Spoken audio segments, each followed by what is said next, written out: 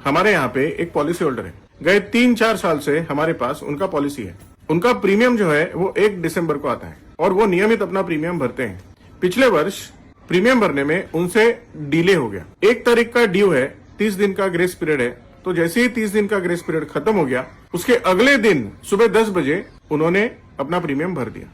तो policy enforce है, लेकिन उनके निजी जिंदगी में कुछ प्रॉब्लम्स थे, डिप्रेशन था या फिर कुछ अन्य उनके ऊपर आरोप हुए, जिसके चलते उन्होंने अपना जीवन समाप्त कर लिया, सुसाइड कर लिया।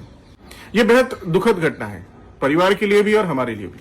अब मैं आपसे सवाल पूछता हूं, क्या उनके परिवार को उनके पॉलिसी का पूरा क्लेम मिलेगा? नहीं मिलेगा। क्यों नहीं मिलेगा?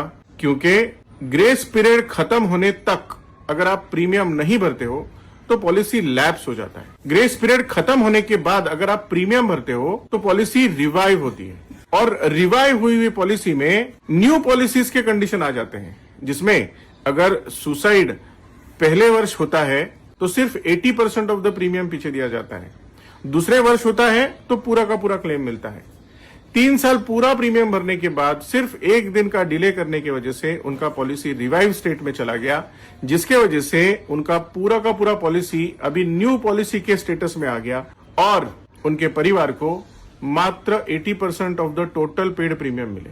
और ये पूरे इंश्योरेंस इंडस्ट्री का एक क्लॉज है, क्योंकि आप LIC करते हो तो ये कोई FD या RD या SIP की तरह इन्वेस्टमेंट नहीं है, ये एक लीगल कॉन्ट्रैक्ट है और हम कॉन्ट्रैक्ट बाय लॉज के अंदर मजबूर हैं, चाहते हैं देना लेकिन दे नहीं पाते। इसीलिए आपके साथ एक अच्छा LIC एजेंट होना बहुत बहुत जरूरी है और आपको अच्छी सेवाएं दे। इसलिए कहता हूं LIC करो, जिम्मेदार बनो।